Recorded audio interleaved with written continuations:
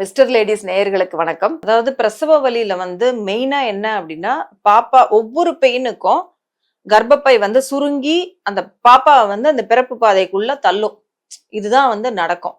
அப்ப அந்த பிறப்பு பாதையுடைய அளவு கரெக்டா இருக்கணும். அந்த குழந்தையினுடைய தலையினுடைய பொசிஷன், நம்ம தலையே பாத்தீங்கன்னா ஒவ்வொரு டயமீட்டர் வேரி ஆகும். எந்த டயமீட்டர் அந்த விட்டம் குறைந்த அளவு இருக்கோ அந்த பகுதி தலையினுடைய அந்த பகுதி கரெக்டா அந்த பிறப்பு பாதைக்குள்ள நுழையணும். அதான் நம்ம உச்சி தலை இருக்கு பாருங்க, இந்த பகுதி தான். இப்ப நம்ம ஒரு டிஷர்ட் போடும்போதே இப்படி வச்சு போடுங்க, உங்களால போட முடியாது.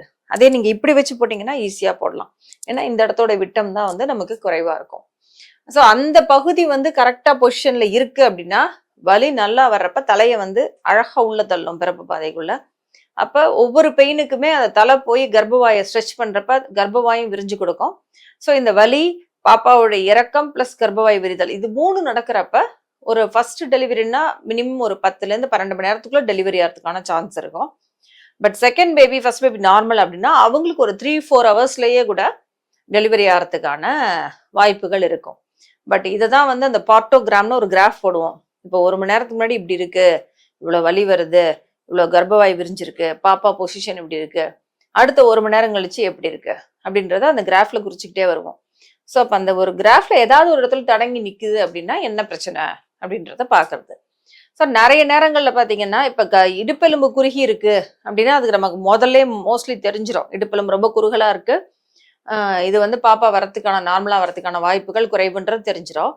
பட் பேபி பொசிஷன் பாத்தீங்கன்னா நிறைய நேரங்கள்ல கொஞ்சம் ஸ்லைட்டா ஒரு அந்த உச்சி கரெக்டா இல்லைன்னா கூட வலி வர்றப்ப அது அந்த பொசிஷன் பண்ணிடும் பாப்பா தலைய. பட் சில நேரங்கள்ல அந்த பேபி தலை கரெக்டா பொசிஷன் ஆகாது. இன்னொன்னு என்ன அப்படின்னா தலை இந்த பக்கம் திரும்பி இருக்கும், தலையுடைய இந்த பக்கம் தான் ஃப்ரண்ட்ல வரணும். அதான் முகம் பின்னாடி இருக்கணும். டெலிவரி ஆகிறப்ப சில சமயம் முகம் முன்னாடி இருக்கும், இல்லைன்னா குறுக்க இருக்கும். அந்த மாதிரியான மாறுதலான பொசிஷன்ஸ் இருக்கிறப்ப அதுதான் டைம் எடுக்கும்.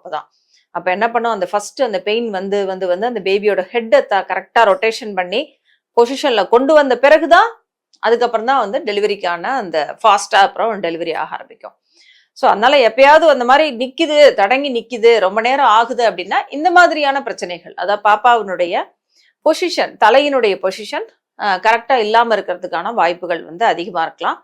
ரொம்ப ரேரா சில சமயம் என்ன ஆகும்னா இந்த இடுப்பெலும்பு கூட ஒரு பகுதி மேல இருக்க பகுதி நல்லா இருக்கும், நடுப்பகுதி கொஞ்சம் குறுகலா இருக்கலாம், வெளியில பாப்பா வரக்கூடிய பகுதியில குறுகலா இருக்கலாம், அப்பயும் டிலே ஆகலாம். சில சமயம் வலி பாத்தீங்கன்னா ஃபர்ஸ்ட் ஸ்டார்டிங் நல்லா வந்துடும், கொஞ்சம் வலி நல்லா வரும், அதுக்கப்புறம் பாத்தீங்கன்னா அப்படியே ஸ்லோ டவுன் ஆயிரும். அப்பயும் இந்த மாதிரி பிரச்சனை வரதுக்கு வாய்ப்பு இருக்கும். ஸோ அப்போ அந்த வலியை இன்னும் கொஞ்சம் இன்க்ரீஸ் பண்றதுக்கு கோஆர்டினேட்டடா அந்த வலி கரெக்டா வர்றதுக்கான மருந்துகளையும் நம்ம கொடுப்போம். ஸோ இப்போ இது எல்லாத்துலயும் முக்கியமான இன்னொரு விஷயம் என்னன்னா பாப்பாவோட ஹார்ட் பீட், அதை செக் பண்ணிக்கிட்டே இருப்போம். ஸோ அந்த பெயின் வர்றப்ப பாப்பாவுடைய ஹார்ட் பீட் எப்படி ரியாக்ட் ஆகுது. ஏன்னா அந்த ப்ரெஷர் அந்த கர்ப்பப்பை பாப்பாவை பிடிச்சு அப்படியே அமுத்தி கீழே தள்ளும். ஸோ அந்த அளவுக்கு அந்த பெயின் வர்றப்ப ரத்த ஓட்டமும் குறைய ஆரம்பிக்கும். ஸோ அதை பேபி விஸ்டாண்ட் பண்ணுதா அப்படின்றத பார்ப்போம். ஏன்னா கொஞ்சம் ரத்த ஓட்டம் குறையும், பட் ஒன்ஸ் அந்த பெயின் விட்டதும் டக்குன்னு திரும்ப பழையபடி நார்மல் ஆகும் ரத்த ஓட்டம். இந்த வித்ஸ்டாண்டிங் பவர், பேபியோட வித்ஸ்டாண்டிங் பவர் எப்படி இருக்கு அப்படின்றதையும் பார்ப்போம்.